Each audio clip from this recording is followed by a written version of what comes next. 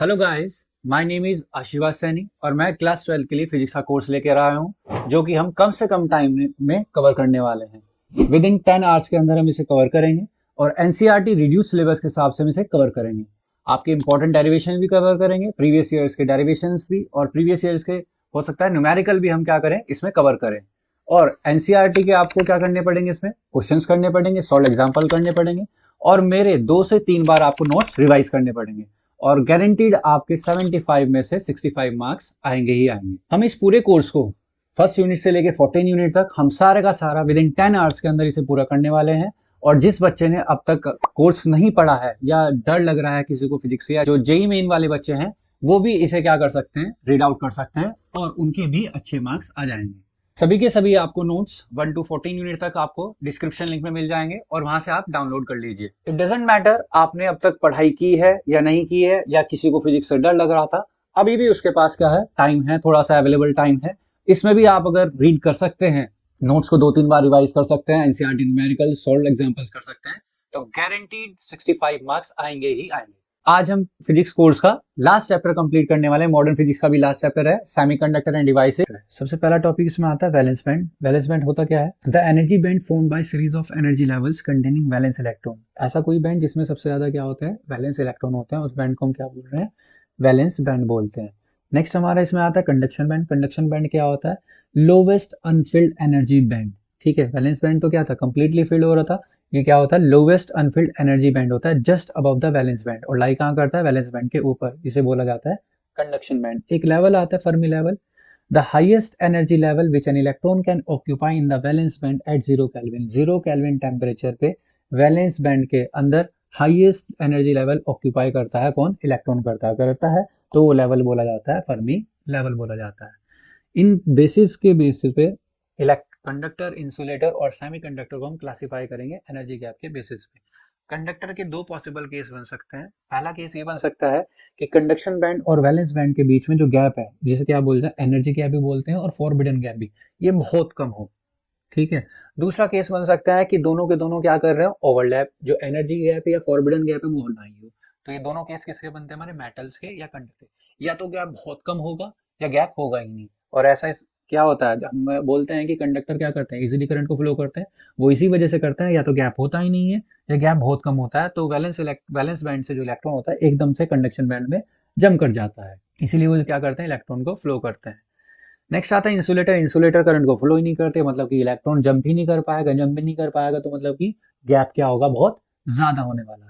तो अगर डायमंड का केस लेके चलें, तो डायमंड के केस के हिसाब से जो एनर्जी गैप होता है वो 6 इलेक्ट्रॉन वोल्ट के आसपास का होता है। इतनी एनर्जी उसे मिलेगी नहीं और वो कभी वहां तक कंडक्शन बैंड तक जाएगा ही नहीं, इसलिए इंसुलेटर कंडक्ट नहीं करते।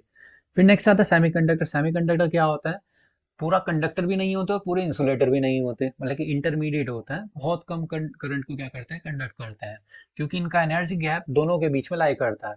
मेटल से तो क्या होता है, थोड़ा ज्यादा होता है, और नॉन जो इंसुलेटर्स होता है उनसे क्या होता है, कम होता है। ये डायग्राम में शो किया गया। अगर हम सिलिकॉन की बात करें तो एनर्जी गैप की वैल्यू जो होती है वो लगभग कितनी होती है, 1.1 इलेक्ट्रॉन वोल्ट के आसपास होती है, तो ये इतनी ओवरकम कर जाता है कोई भी इलेक्ट्रॉन वैलेंस बैंड से कंडक्शन बैंड तक जंप करने के लिए। ठीक है जी।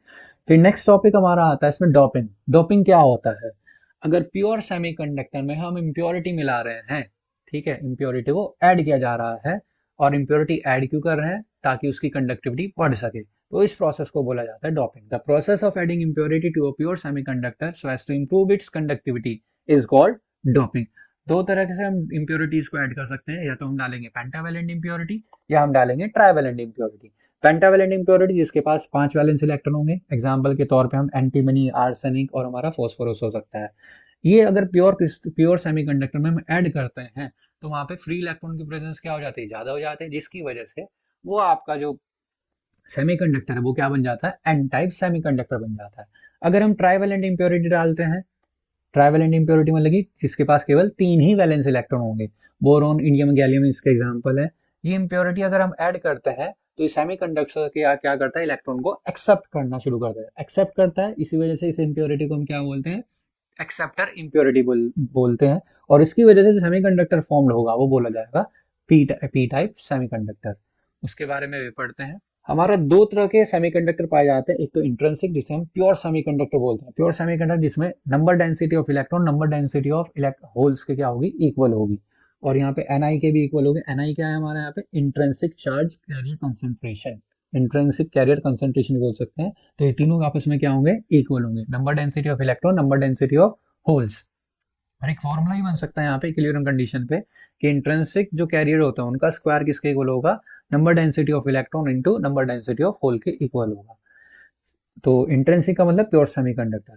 फिर आता है एक्सट्रिंसिक सेमीकंडक्टर। एक्सट्रिंसिक सेमीकंडक्टर मतलब जिनमें डोपिंग करी जाती है, डोपिंग मतलब कि इम्प्योरिटी, तो ये प्योर नहीं होते। ये दो टाइप के होते हैं, या तो एन टाइप होगा या पी टाइप होगा। अगर हम एन टाइप की बात करें तो एन टाइप कब बनता है, जब प्योर सेमीकंडक्टर में हम पेंटावेलेंट इम्प्योरिटी को ऐड करेंगे। एग्जांपल के तौर पे हमने सिलिकॉन क्रिस्टल लिया है और पेंटावेलेंट डोपिंग करी, आर्सेनिक को हमने मान लिया इसके पास 5 वैलेंस इलेक्ट्रॉन होंगे, एक बॉन्ड तो इसके साथ बना लेगा, एक बॉन्ड इसके साथ बन जाएगा, एक बॉन्ड इसके साथ में और एक बॉन्ड इसके साथ में। सिलिकॉन के पास 4 वैलेंस इलेक्ट्रॉन होते हैं, चारों के साथ इसने बॉन्डिंग बना ली, एक इसका एक्स्ट्रा फ्री इलेक्ट्रॉन बच गया। ऐसे जितने भी हम आर्सेनिक एटम डालेंगे इतने ज्यादा फ्री इलेक्ट्रॉन बचेंगे, तो इसमें जो कंसंट्रेशन लेवल है इलेक्ट्रॉन्स की क्या बढ़ गई, ज्यादा बढ़ गई। मेजोरिटी चार्ज कैरियर्स क्या हो गया, इसके अंदर फ्री इलेक्ट्रॉन हो गए, और होल्स हम जो कह सकते हैं अभी पढ़ेंगे आगे, वो क्या हो गए, माइनॉरिटी में कन्वर्ट हो गए या माइनॉरिटी में रहेगा। तो ऐसा सेमीकंडक्टर जिसमें फ्री इलेक्ट्रॉन एग्जिस्ट कर जाते हैं वो हमारा बन जाता है N type extrinsic semiconductor. Majority charge carrier यहाँ पे क्या होंगे, इलेक्ट्रॉन्स, और माइनॉरिटी चार्ज कैरियर्स यहाँ पे क्या होंगे, होल्स कहलाए जाएंगे। पी टाइप सेमीकंडक्टर में क्या होता है, पी टाइप सेमीकंडक्टर तब बनता है जब प्योर सेमीकंडक्टर में हम ट्राइवेलेंट इंप्योरिटी को ऐड करते हैं। ट्राइवेलेंट इंप्योरिटी जैसे गैलियम, इंडियम या कुछ भी डाल सकते हैं। हमने गैलियम डाला था, तो वैलेंस इलेक्ट्रॉन सिलिकॉन के पास कितने हैं, 4, गैलियम के पास कितने हैं, 3, 3 के साथ तो ये कंबाइन कर जाएगा, और दूसरा एक क्या करना करेगा, ये चोरी करेगा, यहाँ पे रॉब करेगा। जो सिलिकॉन और सिलिकॉन के बीच में आपका क्या बन रहा होगा, बॉन्ड बन रहा होगा, वहां से एक कोवेलेंट बॉन्ड को क्या करेगा, ये ब्रेक करेगा, और ब्रेक करके अपना बॉन्ड सिलिकॉन के साथ में बना लेगा। और जहां से इसने चोरी करी थी वहां पे क्या हो गया, एक कैविटी क्रिएट होगी जिसे हम क्या बोलते हैं, होल बोलते हैं। When adding trivalent impurity of silicon crystal, the 4 silicon atoms surrounding gallium atom can share 1 electron each with gallium atom, which has got 3 valence electron. Gallium के पास 3 valence electron थे. In an attempt to have 8 valence electron shell, the gallium atom robs one of the nearby covalent bond of electron, but a hole is created in the covalent bond from which electron has been robbed. जहां से robbing करी गई है, चोरी करी गई है, वहां पे कैविटी क्रिएट हो जाएगी जिसे हम क्या बोलते हैं, होल बोलते हैं। और जैसे जैसे गैलियम एटम, जितने ज्यादा गैलियम एटम डालेंगे उतनी ज्यादा चोरी करेगा, उतनी ज्यादा वहां पे होल क्रिएट होंगे। जितने ज्यादा होल होंगे तो ये सेमीकंडक्टर आपका बन जाएगा पी टाइप एक्सट्रिंसिक सेमीकंडक्टर। इसमें मेजोरिटी चार्ज कैरियर क्या होते हैं, होल होते हैं, और माइनॉरिटी चार्ज कैरियर क्या होते हैं, इलेक्ट्रॉन होते हैं। अगर सेमीकंडक्टर की हमें रेजिस्टिविटी पढ़नी है तो कैसे पढ़ते हैं जी। नेक्स्ट टॉपिक है आपका, एक कंडक्टर है जिसकी लेंथ हमारी एल है, area of cross section A है, वोल्टेज कितनी लगाई है, वी लगाई हुई है। इस कंडक्टर के अंदर इलेक्ट्रॉन्स भी हैं, होल्स भी हैं, मूव कर रहे हैं, और करंट इनकी वजह से फ्लो हो रहा है। तो टोटल करंट जो फ्लो हो रहा होगा वो मोमेंट ऑफ इलेक्ट्रॉन और मोमेंट ऑफ होल्स की वजह से हो रहा होगा, जिसे हम लिख सकते हैं I equals to I E plus I H. जब इलेक्ट्रॉन मूव कर रहे होंगे तो उनकी भी कुछ ड्रिफ्ट वेलोसिटी होगी, जब होल मूव कर रहे होंगे तो उनकी भी कुछ ड्रिफ्ट वेलोसिटी होगी। हमने वीई और वीएच इनकी क्या मान ली, ड्रिफ्ट। वीई किसकी भी ड्रिफ्ट वेलोसिटी, इलेक्ट्रॉन की, और वीएच किसकी है, होल की ड्रिफ्ट वेलोसिटी है। तो दोनों, हमने एक रिलेशन पढ़ा था I equals to N E A V D, electric current में पढ़ा था चैप्टर में, I equals to N E A V D. N यहाँ पे क्या था, number of electron per unit volume था, ई क्या था, चार्ज ऑन इलेक्ट्रॉन था, ए क्या था, एरिया, और वीडी क्या था, वेलोसिटी। यही फॉर्मूला हम आई और आई एच के लगाएंगे तो क्या हो जाएगा, एन ई क्या है, नंबर डेंसिटी ऑफ इलेक्ट्रॉन, ई उस पे चार्ज है, ए एरिया ऑफ क्रॉस सेक्शन है, और वी क्या है, वेलोसिटी। ऐसी एन एच के लिए नंबर डेंसिटी होल है, ई चार्ज है, ए एरिया है, और वी एच क्या है, वेलोसिटी। इसमें से कॉमन क्या आ जाएगा, ई ए कॉमन आ जाएगा, और ए को हम क्या लेके चले जाएंगे, लेफ्ट साइड में आई अपॉन ई हो जाएगा। और ड्रिफ्ट वेलोसिटी को हम एक मोबिलिटी की टर्म में लिख सकते हैं, V D equals to mu. तो हमने यहाँ पे भी लिख दिया mu, mobility of electron into electric field, mobility of hole into electric field. इसमें से कैपिटल ई को हम ले लेंगे, और आई अपॉन ए, जे को हम क्या लिख, आई अपॉन ए को क्या लिखते हैं, करंट डेंसिटी, जे से डिनोट कर देंगे। और जे का एक फॉर्मूला हो रहा था हमारा इलेक्ट्रिक फील्ड की टर्म में, J equals to sigma E, conductivity into electric field. तो ई से हम ई कैंसिल आउट करेंगे, और कंडक्टिविटी इक्वल्स टू हमारा रिलेशन आ गया। और अगर रेजिस्टिविटी निकालनी है तो रेसिप्रोकल ऑफ कंडक्टिविटी क्या होता है, रेजिस्टिविटी होता है। ये हमारा रेजिस्टिविटी का रिलेशन आ गया है। फिर हमारे इस चैप्टर में आता है पीएन जंक्शन के बारे में आता है। जो पी टाइप और एन टाइप पढ़े हैं, अब उनके बारे में junction, formation of PN junction पढ़ेंगे। हमें क्या करना है, एक पी टाइप सेमीकंडक्टर लेना है और एक एन टाइप सिलिकॉन के मान के चले। पी टाइप सिलिकॉन क्रिस्टल है, एन टाइप सिलिकॉन क्रिस्टल है, दोनों को क्या कर रहे हैं, सैंडविच किया जा रहा है। और ये जो बनेगा, जो असेंबली बनेगी, इसे बोला जाएगा पी एन जंक्शन। और जो पी और एन के सरफेस है, जंक्शन की जो सरफेस है, उसे क्या बोलते हैं हम? जंक्शन बोलते हैं। When a p-type crystal is placed in contact with n-type crystal so as to form a piece, the assembly so obtained is called p-n junction or junction diode, या simply हम diode भी बोल सकते हैं। The surface of contact of p and n-type crystal is called junction, उसे junction, जैसे कि एक p-type crystal था हमारा, एक n-type crystal था, और दोनों ने असेंबली बनाई, पूरा का पूरा हमारा क्या हो गया? P N junction. और जो ये लाइन है दोनों के सरफेस के बीच में, जो लाइन है जंक्शन, इसे जब बोलेंगे जंक्शन बोलेंगे। अब होता क्या है? डिफ्यूजन प्रोसेस होता है। डिफ्यूजन होता है, पी टाइप में मेजोरिटी किसकी है? होल्स की है, और एन टाइप में मेजोरिटी क्या है? इलेक्ट्रॉन्स की है। तो डिफ्यूजन की वजह से होल्स पी में ज्यादा है, इलेक्ट्रॉन पी सेक्शन में होल्स ज्यादा है, एन सेक्शन में होल्स कम है। तो होल्स किधर मूव करेंगे? एन सेक्शन की तरफ। और इलेक्ट्रॉन एन सेक्शन में ज्यादा है और इलेक्ट्रॉन पी सेक्शन में कम है, तो इलेक्ट्रॉन एन सेक्शन से पी सेक्शन की तरफ क्या करेंगे? मूव करेंगे। और जैसे ही रिकम्बाइन होंगे तो अपना चार्ज कैरियर वहीं छोड़ते हैं। जैसे होल्स पी सेक्शन से एन सेक्शन में कंबाइन हुआ, तो अपना चार्ज कैरियर, कौन सा charge carrier? Positive charge carrier कहाँ छोड़ देगा? एन सेक्शन में। ऐसे ही इलेक्ट्रॉन जो होंगे एन सेक्शन से जब पी सेक्शन में आ रहे होंगे, तो अपना चार्ज कैरियर पी सेक्शन में छोड़ देंगे। और इलेक्ट्रॉन पे चार्ज कौन सा था? नेगेटिव। तो पी सेक्शन में चार्ज नेगेटिव इकट्ठा, जितने रिकम्बाइन होंगे उतने ज्यादा चार्ज कैरियर इकट्ठे होते रहेंगे। जैसे कि पी सेक्शन में नेगेटिव चार्ज कैरियर इकट्ठा होने शुरू हो गए, और एन सेक्शन में पॉजिटिव चार्ज कैरियर इकट्ठा होने शुरू हो गए, जिसकी वजह से जंक्शन के पास क्या होता है? Concentration level of holes and electrons खत्म हो जाती है और एक बैरियर फॉर्म हो जाता है। इस बैरियर को हम क्या बोलते हैं? डिप्लीशन लेयर बोल देते हैं। और यहाँ पे नेगेटिव और पॉजिटिव की वजह से हम क्या मान सकते हैं? बैटरी डेवलप हो जाती है, जिसका नाम क्या होता है? Fictitious battery. जब तक ये बैटरी ओवरकम नहीं होगी, तब तक एक भी होल इधर से पी सेक्शन से एन की तरफ नहीं जाएगा, ना ही एक कोई भी इलेक्ट्रॉन एन सेक्शन से पी की तरफ जाएगा। ठीक है जी। और जो डिप्लीशन लेयर यहाँ पे बनी हुई है, ठीक है, इसका ऑर्डर क्या होगा? कितनी बिट होगी? 10⁻⁻⁶ मीटर के आसपास की होगी। और पोटेंशियल बैरियर की अगर बात करें, जो फिक्टिशियस बैटरी पे डेवलप हुई है वोल्टेज, वो पोटेंशियल बैरियर है। सिलिकॉन के लिए पोटेंशियल बैरियर कितना होता है? 0.7 वोल्ट के आसपास होता है। और जर्मेनियम के लिए कितना होता है? 0.3। मतलब कि जब अगर सिलिकॉन हमारे पास क्रिस्टल है, तो जब तक हम फॉरवर्ड वोल्टेज या जो वोल्टेज अप्लाई कर रहे थे सेक्शंस के पी और एन सेक्शन पे, वो अगर 0.7 से ज्यादा नहीं होगी सिलिकॉन के लिए, तब तो वो पोटेंशियल बैरियर हटेगा नहीं, और नहीं हटेगा तो कंडक्शन भी नहीं होगा। अब इसमें दो केसेस आते हैं बाइसिंग के। बाइसिंग मतलब कि हम पोटेंशियल अप्लाई पॉजिटिव किधर लगा रहे हैं, नेगेटिव किधर लगा रहे हैं, इसे हम बाइसिंग बोलते हैं। दो तरह की बाइसिंग आती है, फॉरवर्ड बाइसिंग और रिवर्स बाइसिंग। फॉरवर्ड बाइसिंग में एक्चुअल में होता क्या है? पी सेक्शन को पॉजिटिव से कनेक्ट कर दिया जाता है और एन सेक्शन को नेगेटिव से कनेक्ट कर दिया जाता है, जैसा कि डायग्राम में दिखा है। पी सेक्शन ये हमारा है, और एन सेक्शन, पी सेक्शन को हमने पॉजिटिव से कनेक्ट कर दिया और एन सेक्शन को हमने नेगेटिव से कनेक्ट कर दिया, और ये बन गया हमारा फॉरवर्ड बाइस। अब होता एक्चुअल में क्या है? जब पी को हमने पॉजिटिव से कनेक्ट करेंगे, तो पी सेक्शन में क्या है? Positive charge carriers, positive majority charge carriers है, और एन सेक्शन में क्या है? नेगेटिव। पॉजिटिव पॉजिटिव से क्या करेंगे? रिपेल करेंगे। रिपेल करने के बाद कहाँ जाएंगे? जंक्शन के पास। ऐसे ही एन सेक्शन में नेगेटिव है और नेगेटिव से कनेक्ट करा हुआ है, तो नेगेटिव नेगेटिव रिपेल करेंगे और वो भी जंक्शन के पास। ठीक है। धीरे धीरे हम वोल्टेज, फॉरवर्ड वोल्टेज बढ़ाते रहेंगे, और ज्यादा फोर्स के साथ में इधर आएंगे, ये और ज्यादा फोर्स के साथ में इधर आएंगे। जब हमारी फॉरवर्ड वोल्टेज फिक्टिशियस बैटरी को ओवरकम कर देगी, तब ये हमारा जो डिप्लीशन लेयर फॉर्म हुई थी वो ब्रेक हो जाएगी, और जैसे ही ब्रेक होगी तो होल्स इधर मूव करना शुरू कर देंगे और इलेक्ट्रॉन्स इधर, और इन मूवमेंट्स की वजह से एक करंट डेवलप हो जाएगा, जो कि कंडक्शन करंट कहलाया जाएगा। और जैसे ही एक इलेक्ट्रॉन और एक होल रिकम्बाइन होते हैं, तभी बैटरी में से एक कोवेलेंट बॉन्ड ब्रेक होगा। जो पॉजिटिव चार्ज कैरियर किधर आएगा? पी सेक्शन में आएगा, और नेगेटिव वाला एन सेक्शन में आएगा। फिर जब तक आपकी ये बैटरी लगी रहेगी, तब तक ये कंडक्ट करता रहेगा। और फॉरवर्ड बायस वोल्टेज में हमें ये ध्यान रखना है कि डिप्लीशन लेयर की जो विड्थ होती है वो थिन होती है, और थिन की वजह से इसका रेजिस्टेंस कम हो रहा है, तभी वो फॉरवर्ड बायस में क्या करा रहा है? कंडक्ट करा रहा है। तो डिप्लीशन लेयर कम होना मतलब कि रेजिस्टेंस क्या हो रहा है? यहाँ पे कम हो रहा है इसका।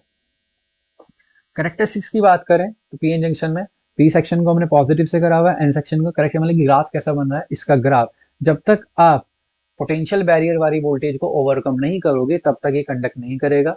ठीक है। तो जैसे धीरे धीरे वोल्टेज बढ़ा दे, तब तक तो यहाँ पे क्या आ रहा है? मामूली सा करंट, जिसे हम लीकेज करंट भी बोल सकते हैं। एक वोल्टेज ऐसी आई जब ये इंक्रीज करना शुरू, लीनियरली इंक्रीज करना शुरू कर देता है। ये जो वोल्टेज कहलाई जाती है, यही वोल्टेज कौन सी? सिलिकॉन के लिए 0.7 होती है, जर्मेनियम के लिए 0.3 होती है, और इस वोल्टेज को हम क्या बोलते हैं? नी वोल्टेज बोलते हैं। सेमीकंडक्टर के अंदर जो फॉरवर्ड करंट मिलता है वो मिली एम्पियर में मिलता है। नेक्स्ट हमारा टॉपिक आता है रिवर्स बायस। रिवर्स बायस में एक्चुअल में होता क्या है? रिवर्स बायस में करते हैं, पी सेक्शन को नेगेटिव से जोड़ना है और एन सेक्शन को पॉजिटिव, उल्टा करना है फॉरवर्ड बायस का। पी सेक्शन को नेगेटिव से और एन सेक्शन को पॉजिटिव से। अब देखो जी, हमने जोड़ दिया पी सेक्शन को नेगेटिव से और एन सेक्शन को पॉजिटिव से कनेक्ट कर दिया। पी में क्या है, होल्स ज्यादा है, होल्स किसकी तरफ टूवर्ड्स जाएंगे, अट्रैक्ट किसकी तरफ होंगे, नेगेटिव, मतलब कि होल्स किधर आने शुरू हो जाएंगे, नेगेटिव की तरफ। एन सेक्शन में इलेक्ट्रॉन ज्यादा है, वो पॉजिटिव की तरफ जाना शुरू हो जाएंगे। अब बचे थोड़े बहुत है इसमें थर्मली जनरेटेड चार्ज कैरियर, जिन्हें मैग्नेटिक चार्ज कैरियर बोलते हैं, वो थोड़ा बहुत फ्लो करेंगे, लेकिन उनके फ्लो की वजह से क्या होगा, करंट नहीं होगी। लेकिन जब हम धीरे धीरे वोल्टेज बढ़ाएंगे, जो रिवर्स वोल्टेज अगर हम बढ़ाएंगे, तो यहाँ पे पॉजिटिव तो फिर से दोबारा नेगेटिव की तरफ अट्रैक्ट हो जाएंगे और एन सेक्शन में नेगेटिव वाले पॉजिटिव की तरफ अट्रैक्ट हो जाएंगे। काम करेगा नहीं, और काम नहीं करेगा तो यहाँ पे क्या होगा, thermally generated charge carrier generate हो जाएंगे। थर्मली जनरेटेड चार्ज कैरियर कैसे, यहाँ पे जो पी सेक्शन है उसमें नेगेटिव चार्ज कैरियर इकट्ठे होना शुरू हो जाएंगे, ऐसे ही एन सेक्शन में पॉजिटिव चार्ज कैरियर इकट्ठे होने जाएंगे। अब काम तो ये कर नहीं रहे, धीरे धीरे हम वोल्टेज बढ़ाते रहेंगे और धीरे धीरे माइनॉरिटी चार्ज कैरियर इन दोनों सेक्शन में बढ़ते रहेंगे। एक टाइम ऐसा आएगा कि इतने ही माइनॉरिटी चार्ज कैरियर इकट्ठे हो जाएंगे कि ये पूरे के पूरे जंक्शन को क्या कर देंगे, ब्रेक कर देंगे। और जैसे ही जंक्शन ब्रेक होगा तो बहुत ज्यादा अमाउंट में करंट क्या हो जाएगा, इंक्रीज हो जाएगा, और आपका ये पीएन जंक्शन डायोड जो रिवर्स में लगा था वो काम करना बंद कर देगा, क्योंकि इतनी हाई करंट को वो टॉलरेट नहीं कर सकता। और डिप्लीशन लेयर इसमें क्या होती है, थिक होती है, और जो रेजिस्टेंस होता है इसका क्या होता है, हाई रेजिस्टेंस, तो करंट होगा ही नहीं। तो सीधी सीधी बात, डायोड हमेशा केवल किस काम में काम करता है, फॉरवर्ड में काम करेगा, रिवर्स में काम नहीं करेगा। लेकिन फॉरवर्ड में वो क्लोज सर्किट की तरह काम करता है और रिवर्स में वो ओपन सर्किट की तरह काम करता है। कैरेक्टरिस्टिक्स की बात करें, धीरे धीरे वोल्टेज बढ़ाते रहेंगे, एक ऐसी वोल्टेज आएगी जब ज्यादा अमाउंट ऑफ करंट मिल जाएगा। इस वोल्टेज को हम क्या बोलेंगे, जीनर वोल्टेज, और इसका ग्राफ ही है, ठीक है। और यहाँ पे जो वोल्टेज होगी वोल्ट में होगी, लेकिन जो रिवर्स करंट मिलेगा वो माइक्रो एम्पियर में मिलेगा, ठीक है जी। तो ये आपका टॉपिक कंप्लीट हो जाता है। लास्ट टॉपिक इस चैप्टर का आता है आपका रेक्टिफायर। रेक्टिफायर एक वो डिवाइस होता है जो एसी पावर को डीसी पावर में कन्वर्ट करता है, एसी वोल्टेज को डीसी वोल्टेज में जो कन्वर्ट करता है उसे बोलते हैं रेक्टिफायर। एक हमारे पास इसमें क्या होता है, हाफ वेव रेक्टिफायर, जो केवल हाफ वेव को ही क्या कर पाएगा, रेक्टिफाई कर पाएगा। एक होता है हमारे पास फुल वेव रेक्टिफायर, जो फुल वेव को ही क्या करता है, रेक्टिफायर। हाफ वेव रेक्टिफायर में सिंगल डायोड होता है। जैसे ही हम पॉजिटिव साइकिल देंगे, तो पॉजिटिव साइकिल देने के बाद डायोड फॉरवर्ड बायस में आ जाएगा, और डायोड फॉरवर्ड बायस में आते ही हमें आउटपुट मिल जाएगा। लेकिन जैसे ही एसी का नेगेटिव साइकिल आएगा, तो डायोड किस में हो जाएगा, रिवर्स बायस में हो जाएगा, और रिवर्स बायस में काम नहीं करेगा। मतलब जो हमें आउटपुट मिलेगा वो केवल फॉरवर्ड बायस में ही मिलेगा। और फॉरवर्ड बायस मिलेगा तो हम कह सकते हैं एसी साइकिल में जो आपका फॉरवर्ड पार्ट है, पोटेंशियल है, फॉरवर्ड पोटेंशियल है, उसमें ही आपको आउटपुट मिल रहा है। जो एक्सिस से नीचे वाला पार्ट जो है नेगेटिव पोटेंशियल है, उसमें आपको आउटपुट नहीं मिलेगा। सिमिलरली हमारे पास एक क्या आता है, तो फुल वेव रेक्टिफायर में हमारे पास क्या होता है, दो डायोड होते हैं हमारे पास, ठीक है जी। अब हम जब पॉजिटिव साइकिल देंगे तो डायोड जो D1 है वो हमारा फॉरवर्ड बायस में आ जाता है, लेकिन जो डायोड D2 है वो हमारा क्या आ जाता है, रिवर्स बायस में आ जाता है। D2 फॉरवर्ड में और D2 नेगेटिव में। तो फॉरवर्ड वाला तो काम करेगा इस बारी, और D2 जो होगा वो रिवर्स में आने की वजह से काम नहीं करेगा। तो हमारा जो आउटपुट है वो हमें RL के अक्रॉस मिल जाएगा, जो कि पॉजिटिव साइकिल का ग्राफ बन जाता है। ऐसे ही जब हम नेगेटिव साइकिल अप्लाई करेंगे एसी की, तो जो D1 है वो किस में आ जाएगा, इस बार रिवर्स बायस में आ जाएगा, लेकिन जो D2 है वो किस में आ जाएगा, फॉरवर्ड बायस में आ जाएगा। तो इस बार D2 काम कर रहा है, D1 काम नहीं कर रहा है, तो हमारा जो आउटपुट है वो RL के अक्रॉस आ जाएगा। फिर जब पॉजिटिव साइकिल जाएगी तो D1 काम करेगा फॉरवर्ड बायस में, D2 काम नहीं करेगा रिवर्स बायस में, तब आउट मिल जाएगा। तो सीधी सीधी बात कहने की ये है, एक बार D1 काम कर रहा है और एक बार D2, एक बार D1 काम कर रहा है, एक बार D2, मतलब कि हमें दोनों एसी साइकिल की पॉजिटिव वाली साइकिल में भी आउटपुट मिल रहा है, और नेगेटिव साइकिल में भी हमें क्या मिल रहा है, आउटपुट। मतलब कि दोनों साइकिल को क्या कर रहा है, रेक्टिफाई कर रहा है। तो ये आपका फुल वेव रेक्टिफाई हो जाता है complete. That's all for today. I hope आप सबको समझ में आया होगा। अगर किसी को क्वेरी है तो आप कमेंट सेक्शन में डाल दीजिएगा, मैं उसे रिजॉल्व करने की कोशिश करूंगा। दिस इज आशीर्वाद सैनी साइनिंग ऑफ।